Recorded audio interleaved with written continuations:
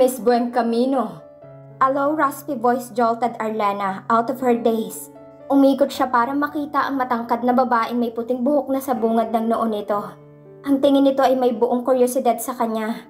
Parang nakita na niya ang babae, pero hindi niya matandaan kung saan. Ako nga pala si Rica Romero. Inilahad nito ang kamay sa kanya. Nang tanggapin niya ang kamay nito, inaasahan niya na may kahinaan na ito dahil na rin sa katandaan. Pero namamangha siyang may lakas pa ito na pisilin ng kanyang palad.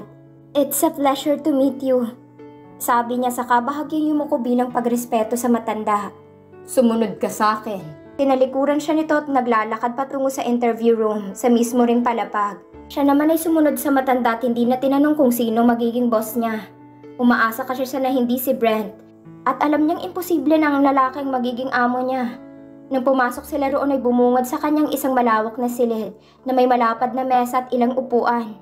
Habang naghahanda si Mrs. Romero ng tsaa para sa kanila, ay ibinahagi nito sa kanyang posisyon nito sa Tucson Express.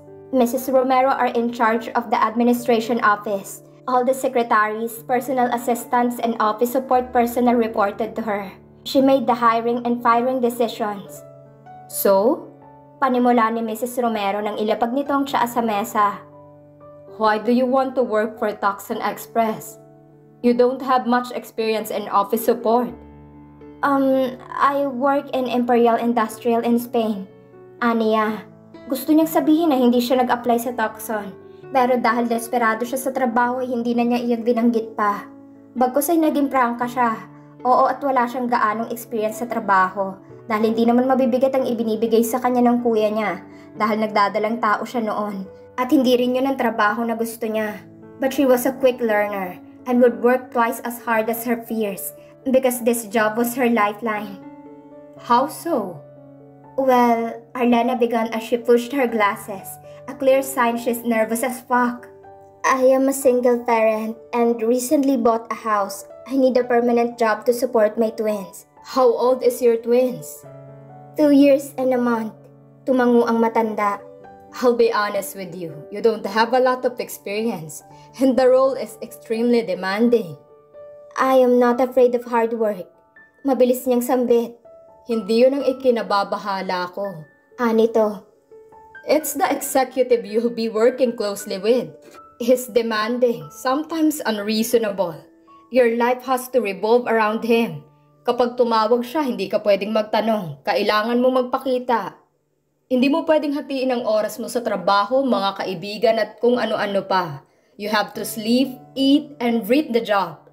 Napalunok si Arlena dahil mukhang hindi magandang boss ang makakasama niya araw-araw, kung sino man ito. He has a fiery temper. As a result, staff calls him Dragon because when he's unhappy, he breathes fire. Nakangiting saad nito. He sounds terrifying. Mahinang sabi niya. He is. Tangong sambit nito. But he is a generous man. Dagdag nito sa kakinuhang isang papel sa hawak na file at ipinasa sa kanya. That's how much he's offering for the role.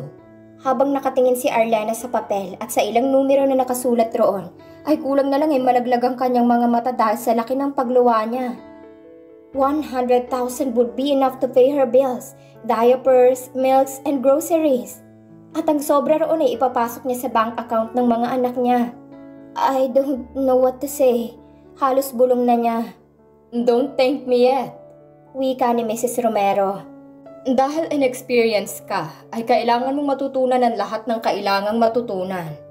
Naaamoy ni Arlena ang salitang pero. At nakikita niya ang lahat ng mga pangarap niya na kanina ipinipinta niya sa kanyang imahe na unti-unting naglalaho. No more trust funds for the twins.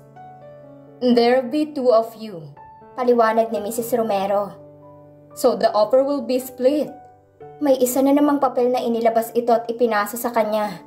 Heto ang makukuha mo with annually if you sign the contract today.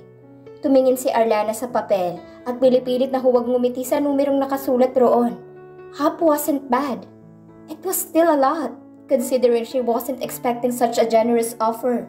Mukhang gugustuhin na niya ang dragon. Kung sino man ito, ayos lang sa kanya kung libayin siya nito ng apoy at masaya niyang lilinisin ang sapatos nito kung yun man ang gusto nito. There's also a bonus based on the company's performance. You'll have all the staff benefits, medical insurance, 28 annual leave days, 56 days leave, days in a 3-year cycle, and family responsibility leave. Makakakuha ka rin ng staff discounts of some of our e-commerce partners. You'll get to travel a lot too. And there also a daycare for your twins. Of course, that's not free. Pero pwede mo silang bisitahin tuwing lunch breaks mo. Hindi na kailangan pang sabihin ni Mrs. Romero lahat ng yon sa kanya. Dahil sa sahod pa lang na makukuha niya ay bentang-benta na siya. Ngunit may isa lang siyang ipinagtataka. Bakit? Anong bakit? Ikaw na ang nagsabi, wala akong experience. Bakit niyo ako ihahar at higit sa lahat, bibigyan ng mga benefits at insurance? Sobra-sobra ito para sa walang experience na tulad ko. Tatapatin na kita, Miss Buen Camino. Sabi nito. May ibang kandidata na mas magaling at mas may experience sa'yo. Pero maganda ang kutob ko sa'yo. It still doesn't make any sense. Muli siyang tumingin sa papel na may numero. Masyadong magandang offer na yun para maging totoo. Your lack of experience is not an issue. I'll train you. With my guidance, you'll be soaring in no time. Sino ba itong magiging boss niya na mukhang hindi naman dragon dahil sa sobrang mapagbigay? Bakit ito tinatawag na dragon kung mukha naman itong pasensyoso? Can I think about it? I am afraid not. Marahas itong umiling, saka na naman ito naglabas ng 4 na papel sa file nito na may mga pangalan ng ibang kandidata at kontrata na kailangan niyang pirmahan. May 4 pang kandidatang nasa listahan namin. We want you. But as you can see, we have options. Sandaling napaisip si Arlena at ang puso niya ay mabilis ang kabog. Hindi niya alam kung pipirmahan ba niya ang kontrata dahil parang may mali sa sitwasyon. Gusto niyang tanggihan pero sumagi sa isip niya ang 2 niyang anak at ang kinabukasan ng mga ito. Kahit panariyan ng kuya at mga magulang niya ay ayaw niyang umasa sa mga ito. Pinili niyang tumayo sa sariling paa at kailangan niyang panagutan yon. Kaya naman kinuha niya ang ballpen na ibinaba ni Mrs. Romero kasama ng kontrata at pinirmahan niya yon. Gayunpaman ay hindi pa rin magaan ang loob niya sa nangyayari. Excellent decision, sabi ni Mrs. Romero at ibinigay sa kanya ang 3 kontrata na kailangan niyang pirmahan sa bawat pahina. Nang matapos niyang pirmahan ang kontrata na hindi man lang niya binabasa ang terms and conditions, ay ibinalik niya na iyon kay Mrs. Romero. Tipid ang ngiti ni Arlena. Hindi niya alam kung matutuwa ba siya dahil parang hulog ng langit ang trabaho niya o mag-aalala dahil hindi niya alam kung anong naghihintay sa kanya. Nagdarasal na sana'y hindi mali ang desisyon niya. Welcome to Tucson Express, sabi ni Mrs. Romero na may malapat na ngiti sa labi habang pinipirmahan ng mga kontrata na kanya nang napirmahan. It was official. She was now a Tucson Express employee and her baby's father is her CEO. Speaking of boss, who is her boss anyway? Who is the executive I'll be assisting? Can I meet him today? Tanong niya at muling nakipagkamay kay Mrs. Romero. You'll meet him soon enough, sagot ni Mrs. Romero at ibinigay sa kanya ang kopya ng kontrata na pinirmahan nila. That's for your records. Muli niya pinasalamatan ng matanda sa oras na ito at umalis na sa Tucson Express na lutang ang kanyang isip. Hanggang ngayon ay nasa alapaap pa rin ang isip niya dahil sa biglaang pangyayari. Kung nananaginip ba siya, pero may isa ring bumabagabag sa isip niya. Kung ano yun ay hindi niya alam. Arlena was at Tucson Express bright and early Monday morning. Ang orientation niya ay nakasalang ng 10:00 ng umaga, pero mas gusto niyang mauna kaysa ang malate. Ngayon na pamilyar na siya sa kumpanya ay mas madali na para sa kanyang tumungo sa kung saan-saan sa loob niyon. Huminto siya sa 2 gwardiya na nasa harap ng entrance at wala pang 10 minuto ay naging kaibigan na niya ang 2. Hindi niya rin inaasahan na sasabihin ng mga itong pinakatago-tagong lihim ng kumpanya, lalo na sa kantin niyon at mga pagkain kailangan niyang iwasan. Sa kasamaang palad ay napakarami ng nasa listahan. Dismayado siya dahil ilan sa mga yun ay paborito niya. At higit sa lahat ay libre lamang. Meron ba silang kayang lutuin? Natatawang tanong niya at si Fred. Isa sa mga gwardya ay umiling lamang habang nanunuya ang ekspresyon. Nahinto lamang ang kanilang usapan nang may 2 employee na pumasok na at pinasadahan siya ng tingin. Kumunot ang kanyang noo nang bumulong ang isang babae habang nakatingin sa kanya. Pero dahil bago lang siya sa Tucson Express, ay hindi niya yun pinansin. Nagtungo siya sa reception area upang sabihin ang pagdating niya. Dahil hindi niya alam kung saan siya pupunta ay kailangan niya ng magtuturo sa kanya ng daan. Isa sa mga samang kumuha ng telepono upang ipaalam kay Mrs. Romero na nasa ibaba siya. Pagkatapos niyon ay pinaupo muna siya nito sa waiting area dahil bababa raw si Mrs. Romero upang puntahan siya. Siya naman ay umupo sa waiting area. Saka kumuha ng business magazine sa ilalim ng table, nakatabi ng sofa na kinauupuan niya. At basahin niyo habang naghihintay. Natigilan siya nung makita ang cover ng business magazine at wala sa sariling hinaplos niya ang mukha ng lalaking 3 taon na niyang hindi nakita. As she traced her finger over Brent's face, she wondered if Artemis or Celine will still look like him, even they're older. Or if her baby's features will change and they'll resemble her more. She checked the time on her phone, 9:30 a.m. May kalahating oras pa siyang natitira kaya naman naisipan niyang tawagan si Brenda upang kamustahin ang dalawa niyang anak. Dahil panatag ang loob niya kay Brenda at gustong-gusto ng mga anak niya rito, ay napagdesisyonan niyang ito na ang kunin niyang tagapag-alaga sa kanyang mga anak. Ayos lang naman kami, Arlena. Huwag ka mag-alala. Kumusta ang kambal? Pwede ko ba silang makausap? Saglit lang. Sabi ni Brenda at mula sa kabilang linya ay dinig niya ang boses ng kanyang mga anak na tumatawa. Ilang minuto ang nakaraan ay nasa kabilang linya ng dalawa. Hindi pa man gaanong buo ang salitang binibigkas ng mga ito pero naiintindihan niya ang mga anak. Bye babies, Mom loves you both. Mom, bye-bye, si Celine ang sumagot. Pagkatapos niyon ay si Brenda na ang sumagot at nangakong tatawag kung may kailangan ito sa kanya. Ginugol ni Arlena ang natitirang oras sa pagre-retouch ng kanyang make-up. Inayos rin niya ang kanyang salamin upang masiguro na malinaw iyon. Nagpapasalamat na kaagad siyang nagpatingin sa kanyang eye doctor para sa pag-adjust ng grado ng kanyang salamin. Nasa ganoong sitwasyon siya nang may boses na tumawag sa kanya mula sa kanyang likuran. It's been 3 years, but she would have remembered this voice even if 100 years had flown by. Tumayo siya ng tuwid at inayos niya ang kanyang suot bago humarap sa lalaking matagal na niyang hindi nakita. Ang puso niya ay nagbabadyang kumawala sa dibdib nang tumama ang kanyang mga mata sa maasul na mga mata ni Brent. Sa nakakatakot na sandali, akala ni Arlena ay mahihimatay siya sa sandaling yon. Kakatuwang hindi yun nangyari, bagkus ay ramdam niya ang paglambot ng kanyang mga binti at nagbabadyang mawawalan ng lakas anumang sandali. Ang kanyang puso na mabilis ang pagtibok sa ilalim ng puti niyang blusa, maging ang kanyang katawan na ramdam niyang pamamawis, ay sinubukan niyang bigyan ito ng malapad na ngiti.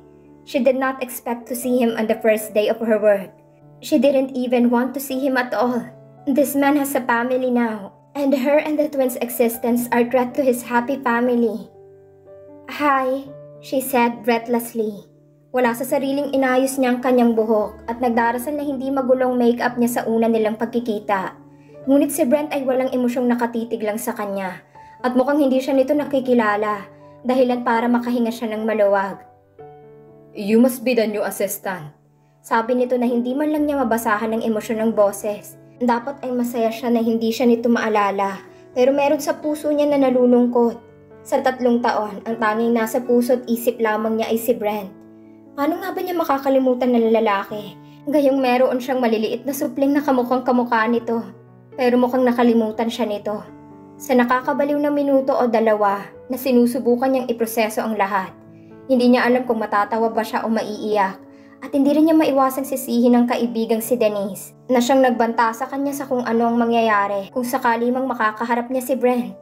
Pero dahil tanga siya ay hindi siya nakinig sa kaibigan at nagbabaka sakaling maiiwasan niyang makita ang lalaki na siyang itinitibok ng kanyang puso. Ang lalaking hindi niya maaaring angkinin dahil may pamilya na. Yes, I am. Sabi niya nang mahanap niya ang boses niya. It's a pleasure to meet you, Mr. Brent Tucson. Putol nito sa kanya nang ilahad nito ang kamay sa kanya at nang tanggapin niya yun ay halos lamunin nito ang kamay niya. Isang pamilyar na kiliti ang sumupil sa buo niyang katawan. Parang kuryente na dumaloy na mas nagpatibok sa kanyang puso. Follow me. Mariing sabi nito saka siya tinalikuran. Pero naroon ang elevator. Turo niya sa kabilang gawin ng direksyon. Kabisado na niyang lugar ngayon. Salamat sa interactive map. Napasinghap at napamaang nang huminto si Brent. Nilingon siya nito na may matalim na tingin sa kanya. Dahil doon ay alam niyang nakagawa siya ng isang malaking kasalanan.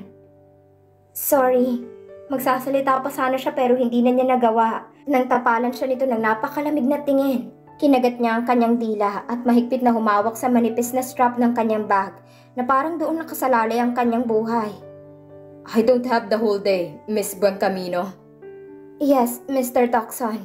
Bahagyang tumungo si Arlena at napamura sa kanyang sarili dahil animoy tinatrato niyang lalaki na parang hari. But then again, he is the king. And the impressive 37-story building is his castle. Bilis! Hingal nito at nagdarasal siya na sana ay mahaba ng kaunti ang kanyang mga hita upang mahabol si Brent na may malalaking hakbang.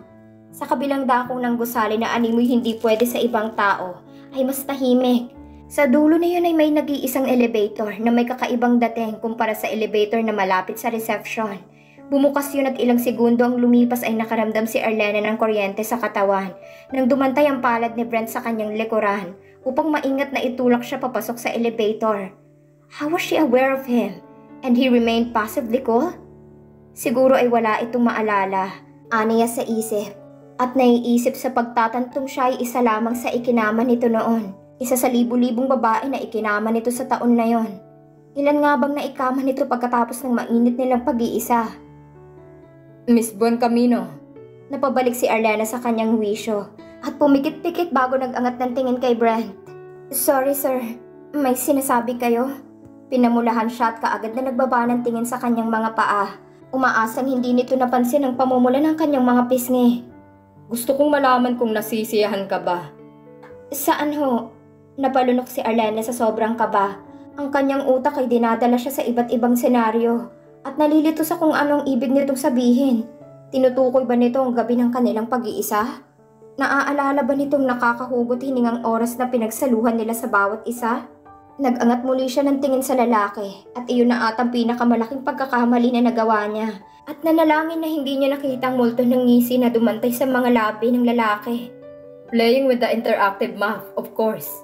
Ang ngisi nito'y lumapad na naging ngiti. At sa ilang segundong yun ng lalaking nasa tabi niya ay ang Brent na nakilala niya. 3 taon na ang nakaraan. Ang lalaki nagligtas sa kanya sa labis na sakit at kahihiyan sa buhay. Ang nagpalimot sa kanya sa isang bagay na ngayon ay wala ng saysay. At sa nakakatuksong sandaling yon, ang gusto lamang gawin ni Arlena ay hatakin ang lalaki at halikan sa labi. Pero pinigilan niya ang sarili. Bahagya siyang lumayo at binigyan ng espasyong pagitan nito.